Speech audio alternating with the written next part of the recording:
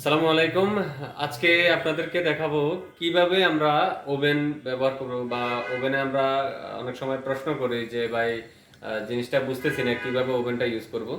তো আজকে সেই জিনিসটাই আমি আপনাদেরকে দেখাবো A to Z। আপনারা সব ভিডিওটা না টেনেই পুরো ভিডিওটা দেখবেন, তাহলে অবশ্যই আপনি আশা করছি বুঝতে পারবেন। তো আমরা চলে যাচ্ছি এখন ওভেনের কাছে। ওভেনে এখানে আমরা লাইন দিয়ে রাখছি ওভেনটা। তো প্রথমে আমি দেখাবো যে কিভাবে আপনি গরম করবেন, শুধু খাবার গরম করতে চাচ্ছেন। তো আমরা দেখাচ্ছি যে কিভাবে গরম করবেন। আপনি দুভাবে এখানে গরম করতে পারেন।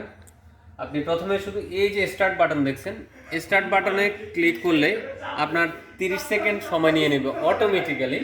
তো এটা যদি আপনি আবার প্রেস করেন তাহলে এইভাবে 30 সেকেন্ড করে কিন্তু বাড়তে থাকবে।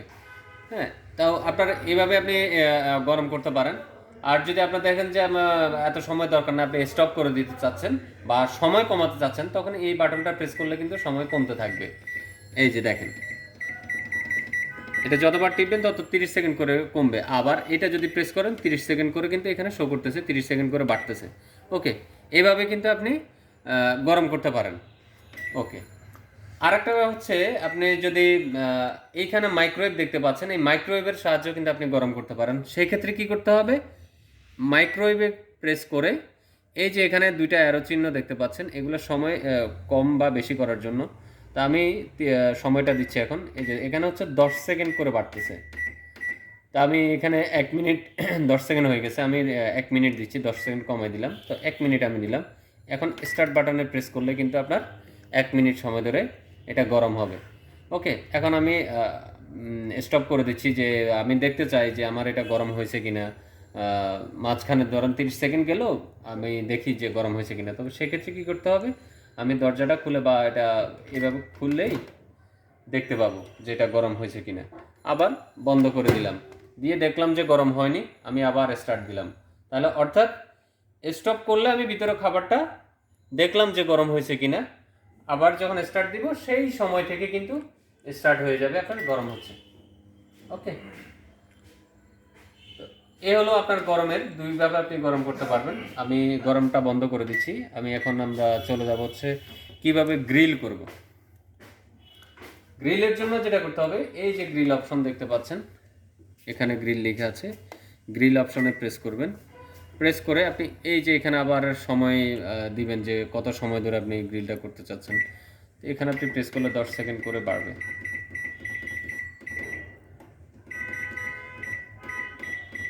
এভাবে আপনি সময় দিবেন। ধরেন আমি এখানে যে প্রায় 4 মিনিট 3 মিনিট 50 সেকেন্ড হলো, এখানে স্টার্ট দিলাম।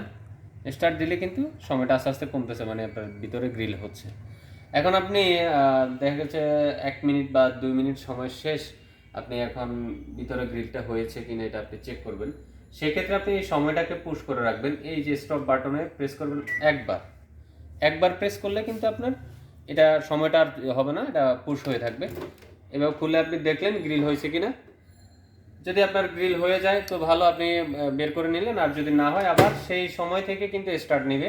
আপনি এখানে স্টার্ট বাটনে প্রেস করলেই কিন্তু আপনার ওই যে এই সময়টাই কাউন্ট হবে। মানে তো আমরা দেখলাম যে গ্রিল কিভাবে করতে হয়। আমি এটা স্টপ করে দিচ্ছি।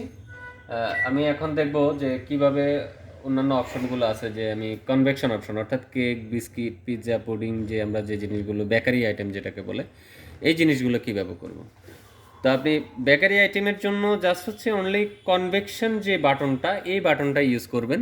এই যে এখানে লেখা আছে কনভেকশন, তো এটা প্রেস করবেন।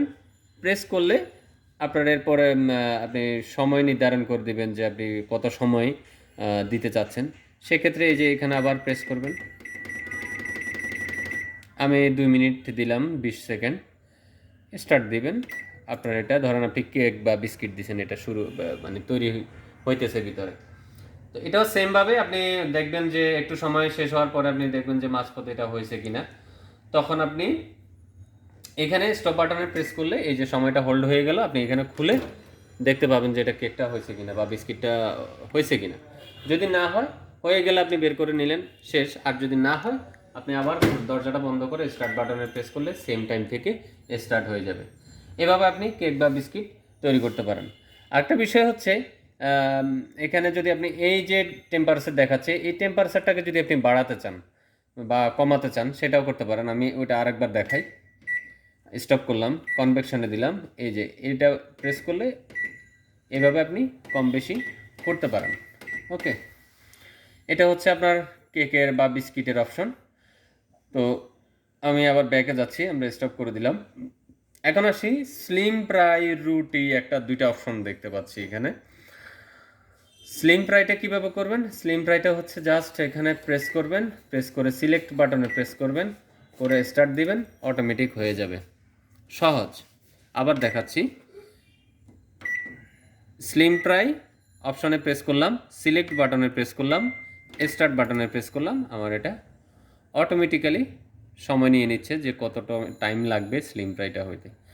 এভাবে আপনি রুটির ক্ষেত্রেও সেম, রুটিতে প্রেস করলেন, সিলেক্ট বাটনে প্রেস করবেন, করে আপনি স্টার্ট দিবেন, অটোমেটিক্যালি এটা রেডি স্টার্ট করবে। ওকে, তো এই হচ্ছে আপনার বেসিক যে জিনিসগুলো। এরপরে যদি আপনি দই রেডি করতে চান, তো দইয়ের ক্ষেত্রে এরকম, আপনি জাস্ট এখানে প্রেস করবেন, সিলেক্ট দিবেন, স্টার্ট দিবেন, আপনার এটা দই তৈরি হওয়া শুরু হয়ে যাবে ভিতরে। আমি স্টপ করলাম। আবার যদি ইন্ডিয়ান রেসিপি আছে, এই যে ইন্ডিয়ান রেসিপিগুলো হচ্ছে এই যে এখানে ওভেনে দেখতে পাচ্ছেন যে অনেকগুলা রেসিপি এখানে দেওয়া আছে, অনেকগুলা। এই রেসিপিগুলো যখন তৈরি করবেন, এখানে আপনি নাম্বার সিলেক্ট করবেন, তখন রেসিপি এখানে ইন্ডিয়ান রেসিপি দিয়ে, মানে 1 নাম্বার রেসিপি হচ্ছে 1 নাম্বার রেসিপি এখানে দেওয়া আছে যে কোনটা আপনি দিবেন। তো এরপর সিলেক্ট দিবেন, স্টার্ট দিবেন, এখানে রেসিপিগুলো তৈরি হবে। এইভাবে হচ্ছে আপনি প্রত্যেকটা জিনিস আপনি সিলেক্ট করে করে আপনি তৈরি করতে পারবেন এই স্যামসাংয়ের ওভেনে। আরেকটা বিষয় হচ্ছে আপনার হচ্ছে ডিফ্রস্ট, পাওয়ার ডিফ্রস্ট। ফ্রিজ থেকে কোনো মাছ মাংস বের করছেন যে এটা অনেক শক্ত হয়ে আছে, এটাকে একটু নরম করা দরকার, যে খুব দ্রুত রান্না করতে হবে, সেই ক্ষেত্রে আপনি ডিফ্রস্টে ক্লিক করবেন, সিলেক্ট করবেন, স্টার্ট করবেন, আপনার এটা ডিফ্রস্টটা আস্তে আস্তে নরম হবে। তো এই হলো ওভেনের বেসিক কিছু বিষয় আমি আপনাদেরকে দেখানোর চেষ্টা করছি। আপনারা আশা করি বুঝতে পারছেন।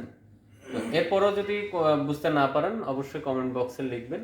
আর ভিডিওটি ভালো লাগলে লাইক, কমেন্ট এবং শেয়ার করবেন। অবশ্যই সাবস্ক্রাইব করতে ভুলবেন না। সাবস্ক্রাইব করে রাখলে নতুন নতুন এভাবে আপনি আরও ভিডিও পেয়ে থাকবেন। ধন্যবাদ সবাইকে।